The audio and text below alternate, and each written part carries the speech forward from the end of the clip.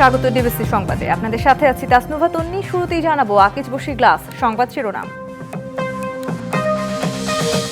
৭১-এর গণহত্যার জন্য পাকিস্তানকে ক্ষমা চাইতে বলল বাংলাদেশ। পাওনা $4.2 বিলিয়ন দেয়া ও আটকে পড়াদের ফেরত নেয়ার তাগিদ।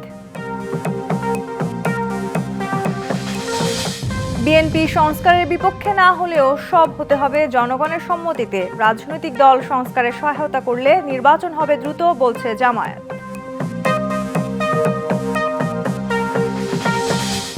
নিবন্ধন আবেদনের সময় 90 দিন বাড়ানোর অনুরোধ এনসিপির। তাদের দাবি, রাজনৈতিক নির্বাচন পেছানোর সুযোগ নেই, বললেন উপদেষ্টা।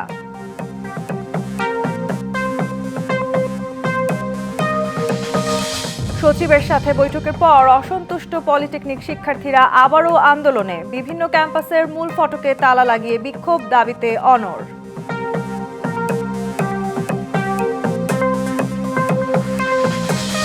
বাংলাদেশ আইএমএফ এর ঋণের বাকি অর্থ পাবে কি না তা নিয়ে সৃষ্টি হয়েছে অনিশ্চয়তা। রাজস্ব আদায় ও ভর্তুকি প্রশ্নে সন্তুষ্ট নয় দাতা সংস্থাটি।